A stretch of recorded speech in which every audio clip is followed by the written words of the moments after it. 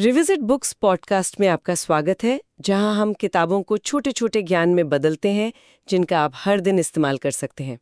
तो आज हम एक बहुत ही दिलचस्प किताब पर बात करने वाले हैं, जुआन बेंडना की कॉन्फिडेंट बाय चॉइस। हाँ, और ये किताब एक बहुत ही आम सवाल का जवाब देती है ना, कि आत्मविश्वास आता कहाँ से है। बिल्कुल, और ये किताब इस सोच को मतलब पूरी तरह से तोड़ देती है कि आत्मविश्वास या तो होता है या नहीं होता। एकदम। लेखक का तो सीधा कहना है कि ये कोई कोई गुण नहीं है, ये एक स्किल है, एक मसल की तरह जिसे आप बना सकते हैं। ये कोई जन्म की लॉटरी नहीं है। हाँ, और वो ये बात सिर्फ कह नहीं रहे हैं, उनकी अपनी कहानी, मतलब उनकी जो पर्सनल स्टोरी है, वही सबसे बड़ा सबूत है। मुझे तो पढ़कर बहुत हैरानी हुई कि कैसे वो अपने शुरुआती दिनों में ग्रिंगो जुआन कहलाते थे। हाँ, और उनका वजन बहुत ज्यादा था, आत्मविश्वास की भारी कमी थी, और आज वही इंसान फॉर्चून 500 कंपनियों के सामने बोलता है। से उनकी ये यात्रा शुरू हुई। सही बात है, और इसीलिए ये किताब इतनी असली लगती है। ये किसी सफलता की कहानी से नहीं, बल्कि एक बहुत ही अंधेरे दौर से शुरू होती है। और ये सिर्फ मोटिवेशन नहीं है, ये एक प्रैक्टिकल रोड मैप है, छोटे छोटे कदमों का। तो चलिए इसी पर बात करते हैं। सबसे पहले ये किताब असल में है किसके लिए? अच्छा सवाल है। मुझे लगता है कि ये उन सभी के लिए है जो महसूस करते हैं कि आत्मविश्वास की कमी उन्हें रोक रही है। चाहे वो करियर में हो या रिश्तों में। हाँ, जैसे कोई है जो प्रमोशन मांगने से हिचकिचाता है, या कोई अपना बिजनेस शुरू करना चाहता है, लेकिन पहला कदम उठाने से डरता है। मतलब ये उस परफेक्शनिज्म के जाल में फंसे लोगों के लिए भी है, जो सोचते हैं कि जब तक मैं इस काम में परफेक्ट नहीं हो जाती, मैं इसे शुरू ही नहीं करूंगी। एग्जैक्टली। और ये आत्मविश्वास का सबसे बड़ा दुश्मन है। ये किताब उस सोच को सीधी चुनौती देती है। ये कहती है कि आपको शुरू करने के लिए महान होने की जरूरत नहीं है, लेकिन महान बनने के लिए आपको शुरुआत करनी होगी। एकदम। तो ये हर उस इंसान के लिए है जो एक दिन का इंतजार कर रहा है। तो ठीक है, इसी बात पर आगे बढ़ते हैं। अगर शुरुआत एक छोटे कदम से होती है, तो लेखक का वो कौन सा कोर आइडिया है जो इस पूरी प्रक्रिया को चलाता है? वो है द कॉन्फिडेंस साइकिल। ये इस किताब का दिल है, एक 4 चरणीय प्रक्रिया। Okay, the confidence cycle. और इसकी शुरुआत होती है माइक्रो एनर्जी से। मतलब किसी काम को करने के लिए बस थोड़ी सी, एक चिंगारी जितनी ऊर्जा पैदा करना। मुझे उनका वो उदाहरण बहुत मजेदार लगा कि कैसे वो बड़े भाषणों से पहले आज भी डरते हैं, और उस डर को भगाने के लिए बैकस्टेज पर बच्चों की तरह स्किप करते हैं।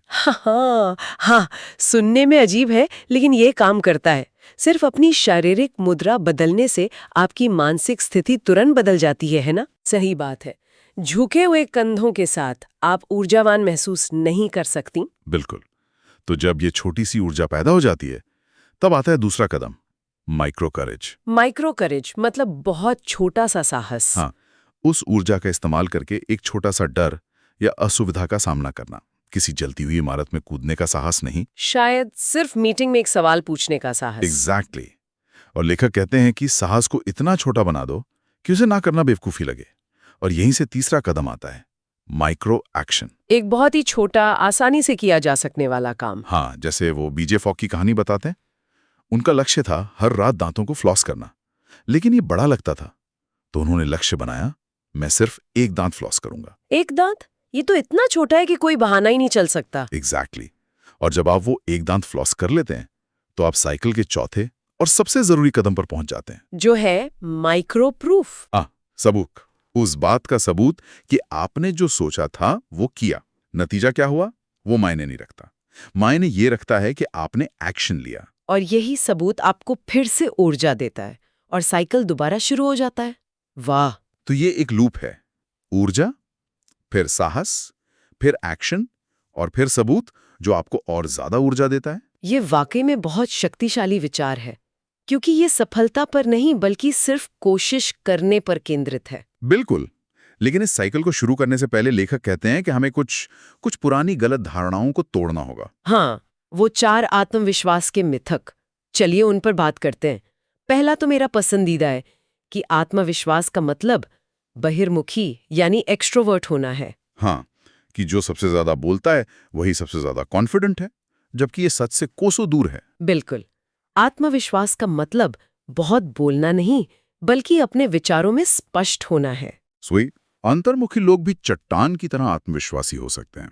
उनका आत्मविश्वास बोलने में नहीं, उनके काम में दिखता है।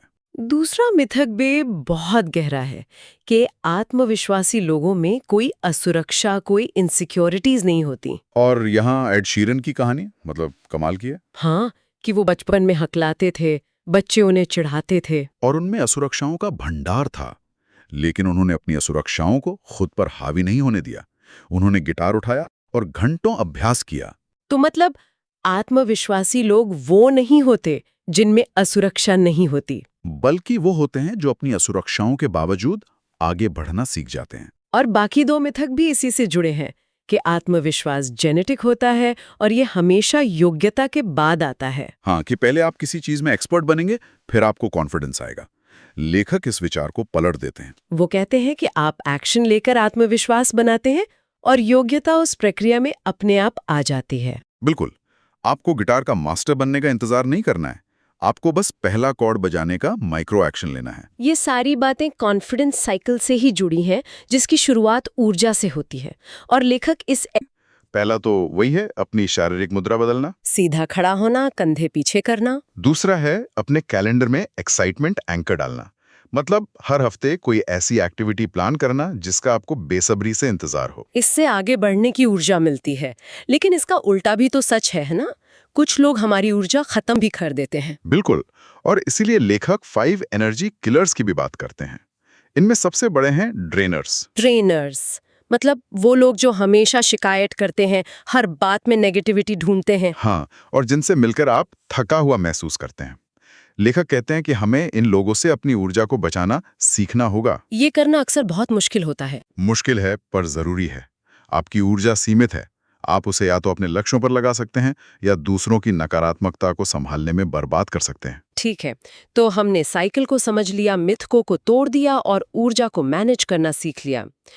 लेकिन तब क्या जब हम एक्शन लेते हैं और असफल हो जाते हैं?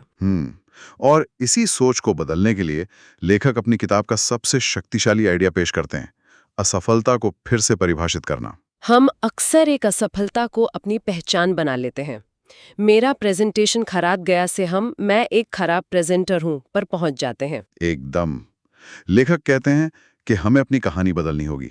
असफलता का मतलब अंत नहीं है, इसका मतलब है मैं अभी तक सफल नहीं हुआ हूं। I am not there yet.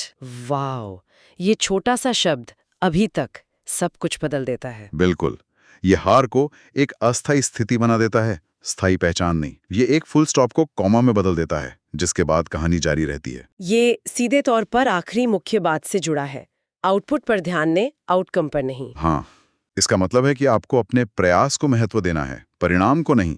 जैसे किताब में वो एप्पल स्टोर वाली कहानी है। हाँ, कि उसे हर घंटे डेमो प्रेजेंटेशन देना होता था, चाहे कोई सुन रहा हो या नहीं। ज्यादातर समय वो खाली कुर्सियों को डेमो दे रहा होता था। अब वो सोच सकता था, क्या फायदा, मैं एक बुरा प्रेजेंटर हूं। ये होती आउटकम केंद्रित सोच। लेकिन उसने अपनी सोच बदली। हाँ, उसने सोचा परिणाम मेरे हाथ में नहीं है, लेकिन मेरा प्रयास मेरे हाथ में है। आज मैंने खाली कमरे में भी प्रेजेंटेशन देने का साहस दिखाया। ये है आउटपुट केंद्रित सोच। और यही माइक्रो प्रूफ है।